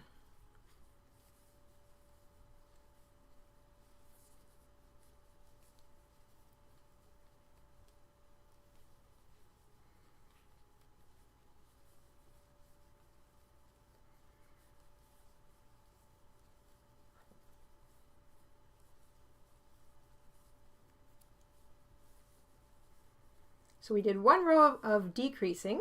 That was row 10. In row 11, we're just kind of working straight. So it's just double crochet chain 1 in every single space.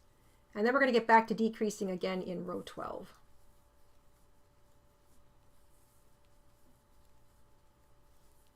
Welcome, welcome. If you're just joining us, the entire reimagined, rewritten pattern version of the vintage pattern that I'm following today is in the description box. It is in US terminology, and it is using the shorthand and some of the little sort of tweaks that I made to the pattern. You'll find that in the description box. And also hook and yarn suggestions. So if you're just sort of arriving now, it's all down there. Plus you can use it to zip along at your own pace.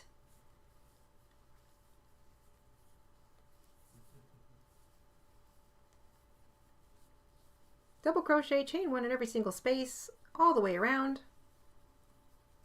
And it should still be kind of turning into a bowl for you.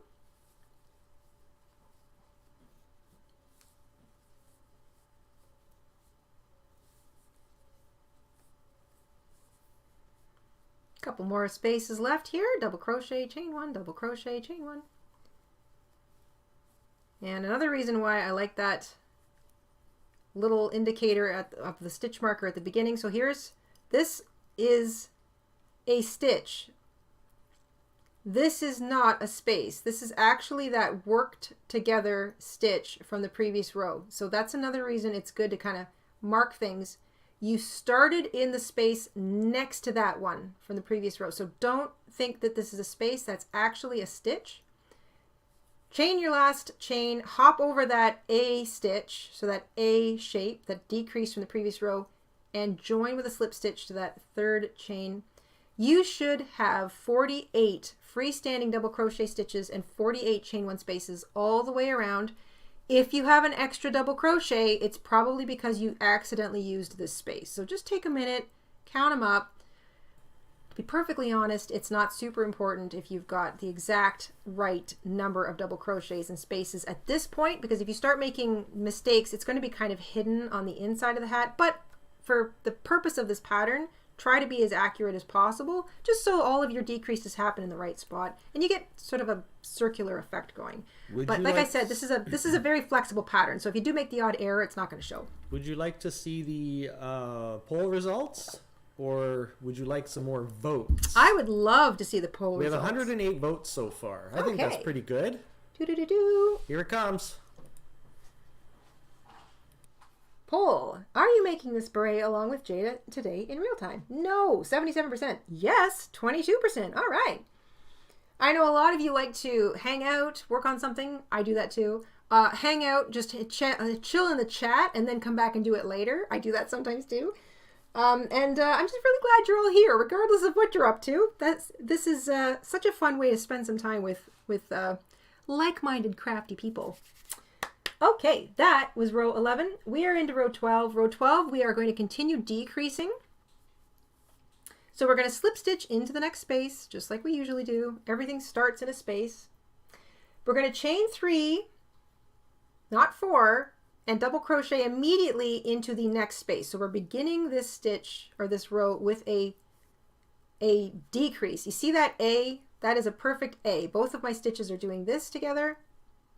So I've chained 3 and double crocheted into the next space, which creates an A. That is a decrease, and I'm going to mark the top of that stitch with my stitch marker so that I know where my row begins, so that when I get back around to it, I'll know that the last thing I'm doing, so this here is a real space.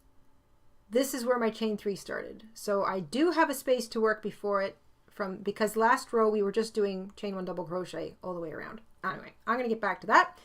Let's continue with the decreasing. We are going to work a chain 1 double crochet. So chain 1 double crochet into each of the next 2 spaces. So chain 1 double crochet, chain 1 double crochet, chain 1. If you double crochet, you chain 1. Then we're going to work a decrease. So half work a double crochet stitch into the next space, half work a double crochet stitch into the space next to that one, and yarn over, pull back through everything. So you've created that A as opposed to the V, which increases, the A decreases. There we go, right there. Now it's just chain 1 double crochet into each of the next 2 spaces, and then you work a double crochet 2 spaces together. So the decreases are now happening after every 2 freestanding double crochets. Don't forget, if you double crochet, you chain 1 after it.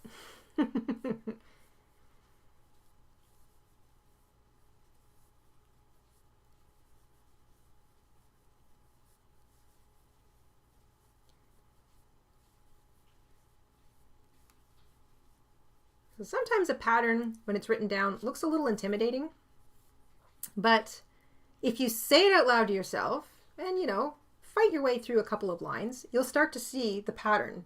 And maybe in your own brain, you might say it a little differently than you read it. Maybe that helps you with it. I know I do that sometimes. Like I said, I've reimagined a few of the instructions in this original pattern because I just found that it was a bit clunky, or I wound up with a space that I didn't think I should have. So when I reworked the pattern, first of all, I was translating to US terminology, but I was also just sort of thinking about it from the point of view of an adult head, maybe from the point of view of how it reads. Like double crocheting a couple of spaces together might be a little easier to understand than double crocheting 2 stitches together. When you're not really double crocheting the stitches together, it's the spaces.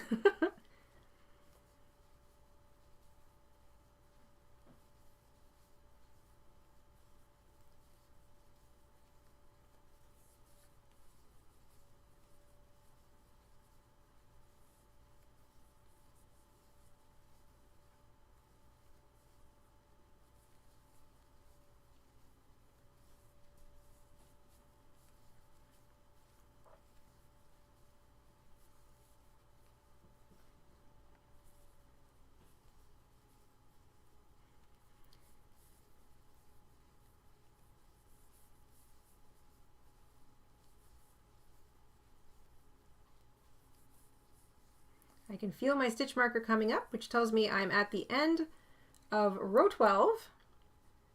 So once again, you should have 12 decreases, which is that double crochet 2 stitches together.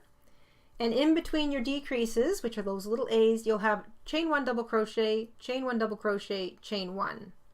So at the end of row 12, you'll have 12 decreases, 24 freestanding double crochet, and 36 chain 1 spaces. Your last chain, you're going to join with a slip stitch to the top of that double crochet 2 spaces together, which was chain 3 double crochet, which took 2 spaces and basically turned them into an A-frame. That's the end of row 12.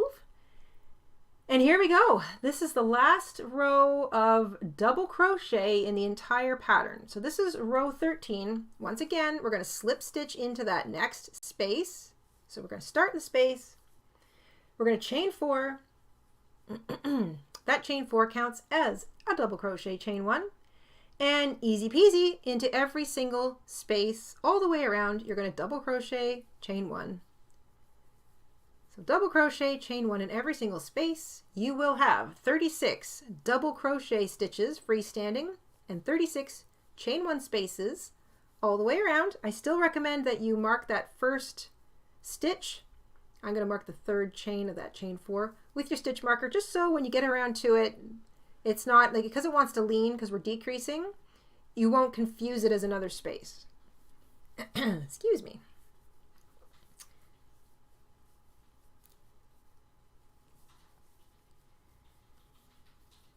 Farm Crochet says, wow, your live stream quality has gone up so much. Yes, thank you. We finally were able to get better internet. So we can handle the streaming quality of it being a little bit better.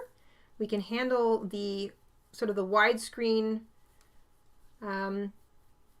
angle of the camera. And it's just now we just have to worry about kind of updating some of our tech because our poor old computer... Jayda's gonna buy me a brand new, extremely expensive, fancy new computer one day. Yes, one day. And then I'm gonna share it with her tutorials. We'll see. We'll see. Yeah, our computers I've really... already picked it out. Have you really? Mm-hmm. I'll email you the photograph. I think, isn't the... My birthday's coming up. Yeah, your birthday is coming up. Mr. InStitches is a Leo. If that wasn't immediately obvious to any of you. I think the current computer is what? Like 15 years old? The one we're currently using is... I would say maybe 8 or 9. Is it 8 or 9? It's getting there. Okay, so it's coming up on a decade. Yeah. I mean, it's still great, but with all the new tech, the processors and the graphics cards, they just can't keep up. Well, and the software keeps changing, and it requires more. But I'm really happy to hear that we've got a decent live stream coming out now, so that's good. Yeah. All right, coming up on the end of row 13, I am not going to, just like in the couple of rows previous, I don't want to mistake that A-frame that began the previous row as a space. It's not.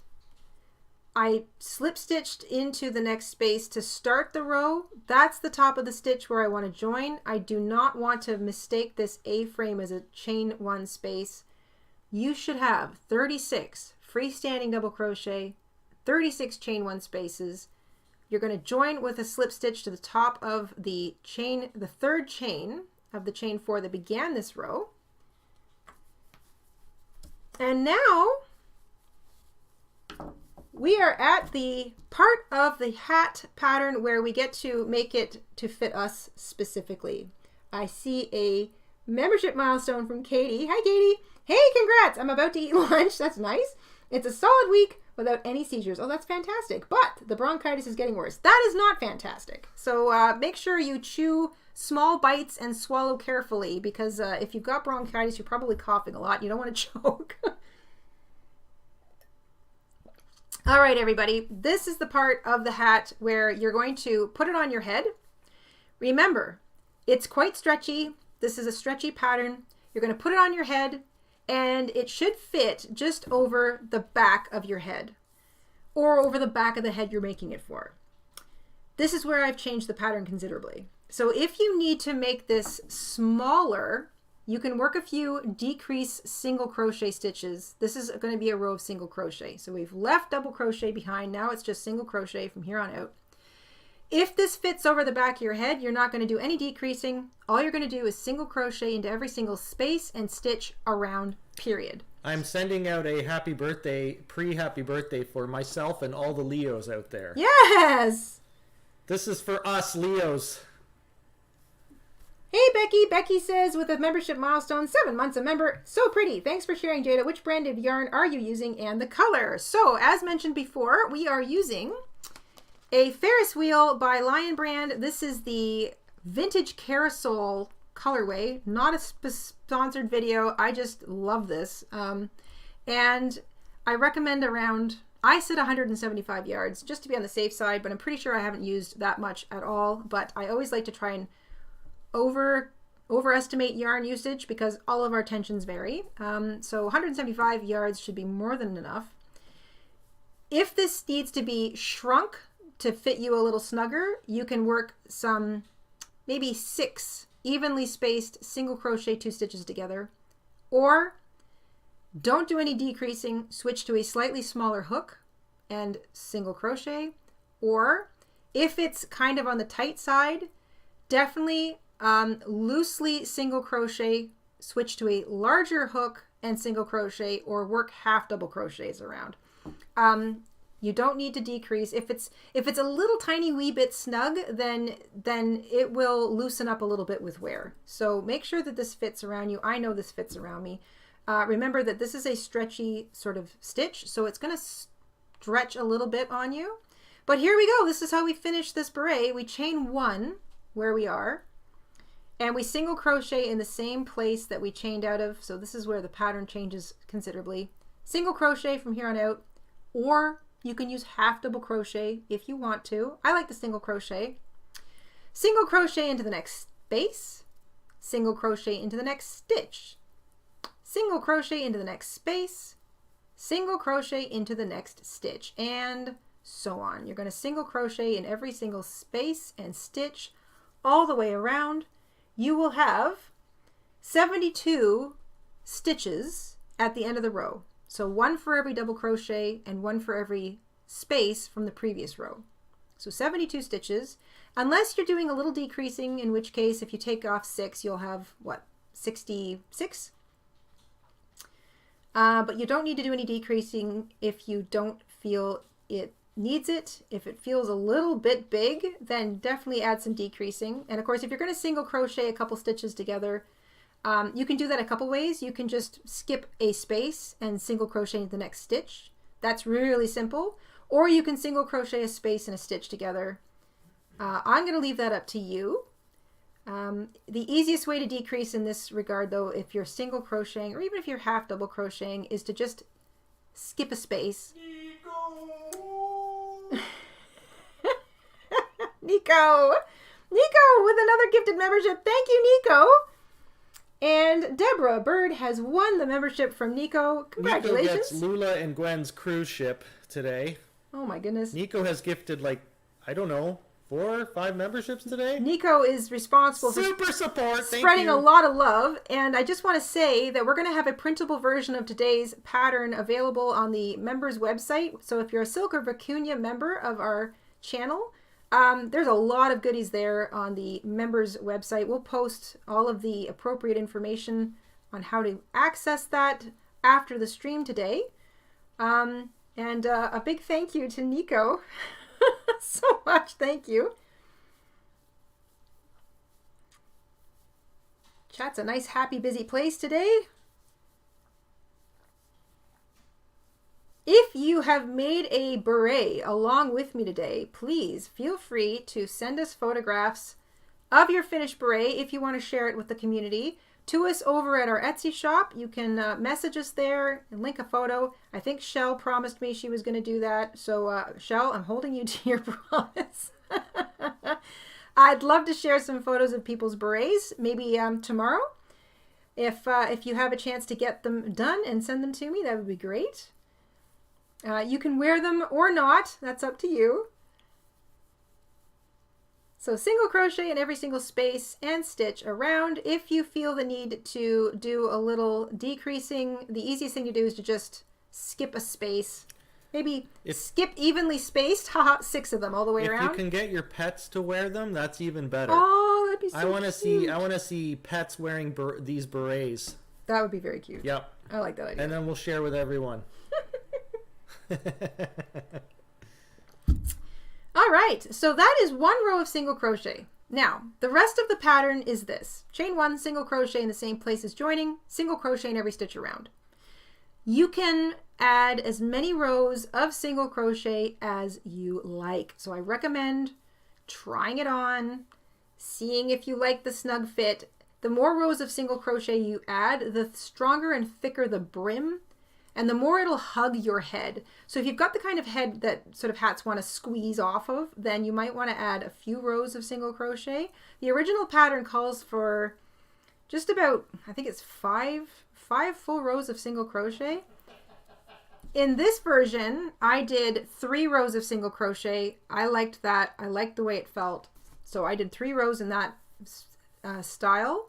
I think I will do 3 rows of single crochet today, unless I get to the end of my 3rd row and decide that maybe an extra row would look nice. If you're using half double crochet instead of a single crochet, which you're more than welcome to do, you may only require 2 or 3 rows of that as opposed to 4 or 5, because half double crochet is a taller stitch. It's also just a slightly bit more stretchy. So if you are concerned about your hat being a little on the snug side, then I recommend the half double crochet stitch. Norma! Welcome to Silk, Norma! Keep an eye on the community tab after the live stream, Norma. We will be posting information for Silk and Vicuña members on how to access the members only website, our members only webpage. And we'll have a free printable version of today's pattern there for the members. For everybody though, we've got the entire pattern written out in the description box below the video. So feel free to copy and paste it if you want to borrow it for your files or your project journals, or if you just want to be able to come back and do this again later, it's down there in the description box along with material information if you need it.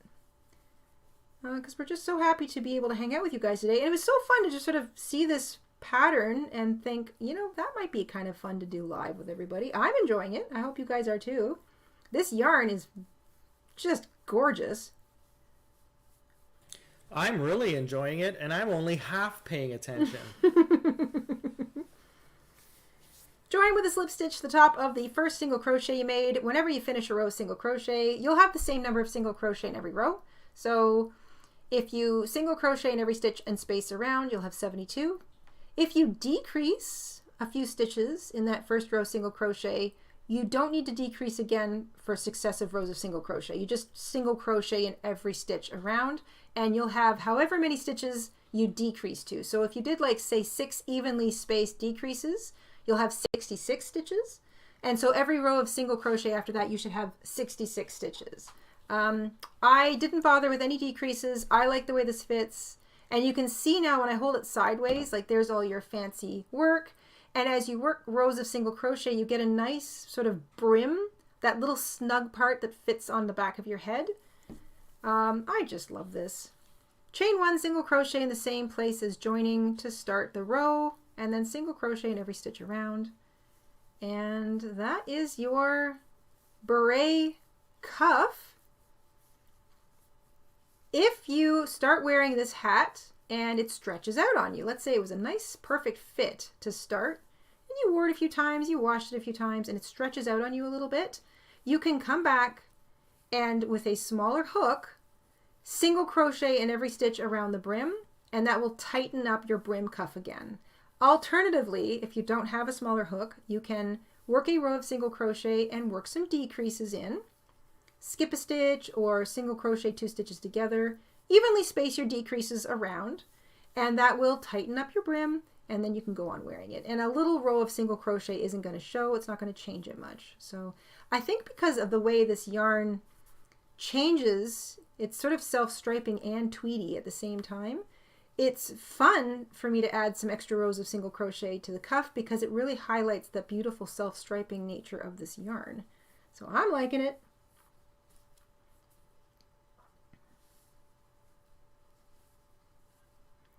Joanna! Joanna has gifted a membership! Thank you, Joanna!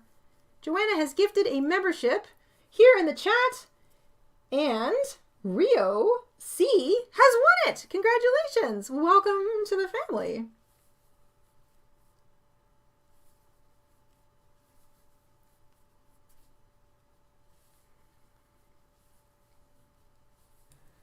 I would like to know, if you guys are enjoying this, if you would be interested in more of these fun vintage pattern live crochet alongs. I've got, I think I mentioned in that live stream last Monday, New poll. Yeah, where I was going through some of my old books. I had thought it might be fun to work my way through some of the patterns in some of these old books, especially the one I learned to crochet out of, especially since there's like, you know, those vintage, some of those patterns are just so fun. Like those vintage slippers that everybody's grandmother made for a while that are, let's face it, some of the best slippers you'll ever have. There's like a slipper pattern in that book. There's a really fun, big kind of crazy shawl. I thought it might be kind of fun to work through some of those. If you guys are interested, Mr. InStitches is going to run a poll. And maybe we'll consider doing that because I love this.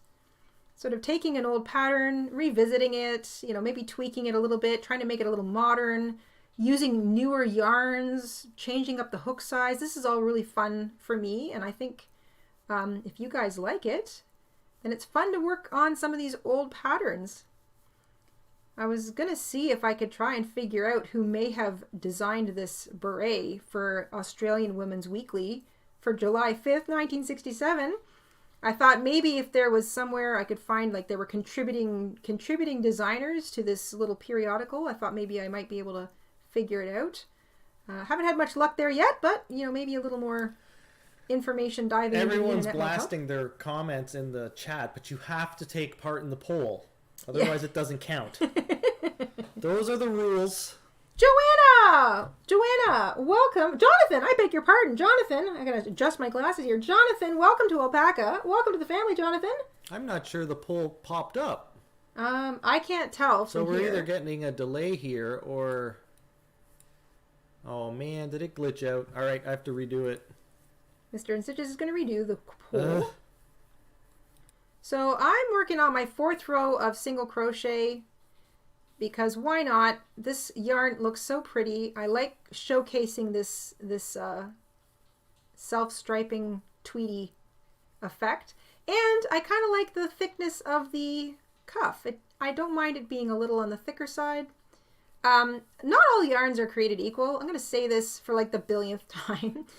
If it says size 4, like it's a 4 weight category, it might be different than other 4 weights that you've used. Same with every other weight category. So not all yarns are really created equal. So if some 4 weights might seem thicker than others, it's because they are.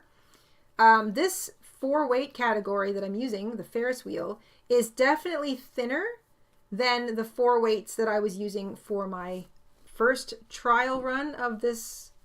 And you can see that this looks a little bit bigger. I've also been wearing it, so I've stretched it out a little bit, but it looks a bit bigger than this one here. But that's okay because I know it's going to stretch out for me. So there's 4 rows. 1, 2, 3, 4. 4 rows of single crochet. Golly, that's pretty. I think I might do one more row. You know what? I am. In the description box, we've got the written pattern, and in the written pattern down below, I include row 14, which is the first row of single crochet that we do. And then rows 15 to 18 are just straight single crochet. You can do all of them if you want. You can do more if you want. You can do fewer if you want. So the single crochet part of this pattern is really personal taste. Did you get we had a new member join, Jonathan? Yes. Excellent. Yes, I thought I read Joanna until I blinked. Yeah, it's Jonathan. Readjusted my glasses. Yes, and realized it was Jonathan. Thanks for joining. I was busy putting up the poll, which is now up. Yay! Wow, we got 76 votes already. Marvelous. Well, if it's I want everyone to really think this through. Don't just hit yes because you want to support Jayda. I want some serious answers here. I'm gonna guess that if this is a go, I'm gonna say probably the slippers are the next one that everybody's gonna be interested. I mean, talk about like a cozy pattern. And you know what I'll do? This will be great. I think those slipper patterns are typically not left or right foot specific, which, I mean, those are so great. I'll make one, make sure the pattern's working properly, and then we'll make number 2 together live so that I've got one to show you, and then I can work on the second one along with everybody. Becky with another super chat. Thank you. My mom made us 3 girls crochet vests that we wore to school around 1965. I love those crochet vests. I love crochet vests. I actually used to have several crochet and knit vests. I've given some of the knit vests away because they were a little too big for me. And I think I may still have my granny square vest. I love that one. We're getting some good feedback from 22 Junie 22. Okay. You want to read that out? 22 Junie 22. I like the live stream format for the vintage patterns because Jayda talks more about her thoughts on the pattern rather than we'll see you at the end of the row. You're so right. Because the Friday tutorials are highly edited. Yes. And a lot of it is chopped out. Yes. Whereas the live stream, you're just kind of flowing. Yeah. Going with the flow of nature. Real-time crochet. So you're like the water in a river there, flowing that yarn in and out. Good to be water in a river. I think too, like sometimes it depends on your style or even the mood you're in. You might want just, okay, you know what? It's a tutorial. I want you to clearly recap each row. I'll do it. I'll pause the video. Thank you very much. But sometimes you're in the mood for company or you just want to see the whole thing come together in real time. I love that. I love to sit and watch people sew, knit, cross stitch. I just love it. So I love both of these. Okay, that is definitely enough hat band for me. This poll is absolutely getting obliterated by everybody. This is not a very balanced answer here. All right, I'm going to finish. I have slip stitched to join my last row. That's it. I'm going to fasten off. I had more than enough yarn required left over from that ball of Ferris wheel. And can I just say, I had started using, so I had 2 cakes of this vintage carousel from the Ferris wheel yarn. I had started using the first cake to make some of our little stockings. We have miniature Christmas stockings because we made an advent calendar out of little mini Christmas stockings using the falling leaf stitch last fall. And I made some of them with this Ferris wheel yarn. And oh my gosh, they're so cute. So yeah, some of the ones you might see in that video have got this Ferris wheel yarn in it. And I loved it. I loved mixing this yarn with other colors. It looks so pretty. I'm gonna weave in. And I got a lot of little stockings out of the first half of this cake. I still got an entire beret out of it, and I still have enough yarn left over to make another little miniature Christmas stocking. Which I might do, because I'm obsessed with Christmas stockings. I can't make them enough.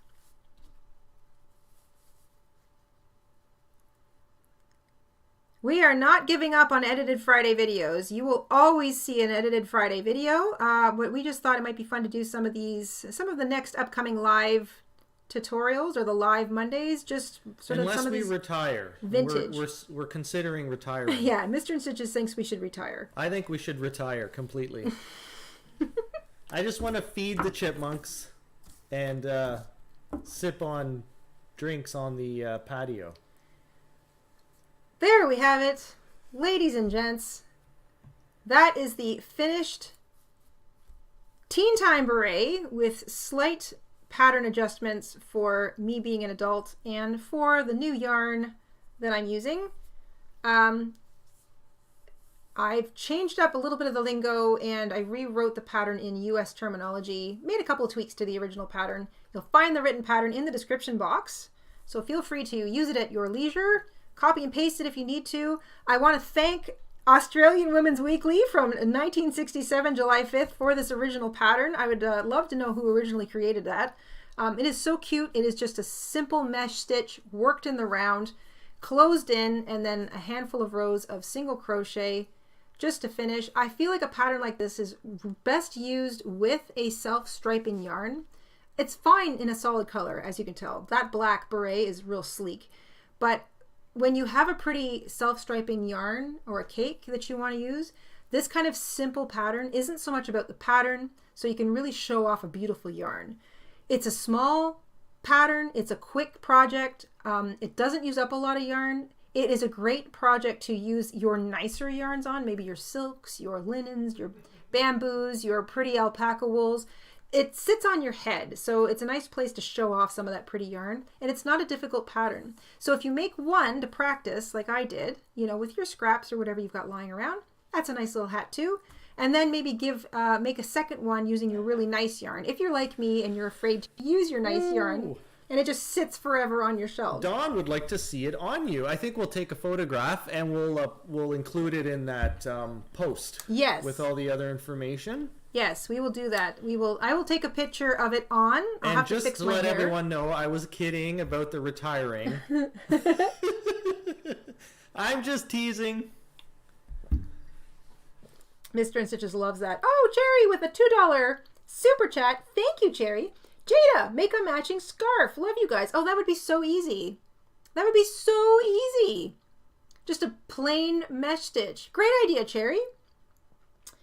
I might put a little thought of that into that today, actually. Couple other things coming to our Etsy shop over the course of this month.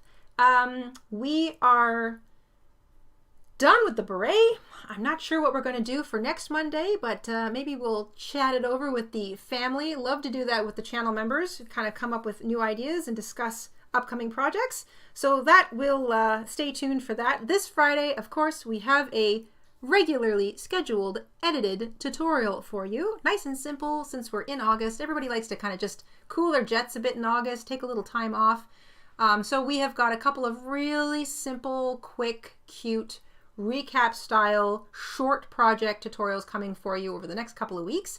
We will see you Mondays for a live stream. Next Monday, we'll have something else to do. We'll see what that's going to be about. We got a lot of good recommendations in the chat, so we'll have a quick look at those. But do the scarf next Monday for vintage stuff. You know what? Doing a scarf to match this next Monday is actually a pretty great idea because I do have this other cape. Yeah, it's not a bad idea, but it has to be vintage. Well, I would use the exact same pattern, only we wouldn't be working in the round. Yeah, easy peasy, well, and then it would match perfectly. G-gang, I think we might do that. We want to do another quick check of the Etsy shop before we go. Make sure we thank any new orders. So, we're having tech trouble today with our sound effects. Of course we're having tech trouble with our sound effects. So I'm just going to pop into the Etsy shop, and I think I said thank you to Linda and Karen and Kim and Tracy and Mary Jean and Natasha and Krista and Connie. Thank you all so much for picking up some patterns in our Etsy shop today during our live stream. And keep an eye on our space, our little community post in our YouTube channel. We are always sort of posting fun little recaps and ideas and project roundup photographs from all of you who are so sweet to share them with us. We're going to have some project recap information coming later today on this particular pattern. There's Laurel with a membership milestone member for 5 months. Thank you, Laurel. Love your live videos. Thank you. I'm really enjoying them too. I like hanging out with everybody. So we'll end the poll. We'll end the poll, yeah. So we're going to, would you like to see more vintage pattern live streams? Yes, 96%. No, I prefer Friday edited videos, 3%. Well, that's great. We will not give up on the Friday videos. Don't worry, we're always going to have those. And you know what? Depending on how well the pattern goes, might even do a little vintage recap edited tutorial. We are definitely going to do some more of these. I love the live real-time crochet projects, especially when they're small and we can fit them into a single video. And I love the idea Cherry had about doing a matching scarf and maybe doing that next Monday. Why the heck not? Fall's coming. Let's make ourselves a set. For all the newcomers, show them our new highly requested DIY kit. Yes, all right. Before we go. We have we did have a lot of people join in late here. Now available in our Etsy shop for all of you who asked, and there were several of you, on how to create your own double crochet style graph work like we've been doing for the Fair Isle style blanket. We have created a DIY graph kit.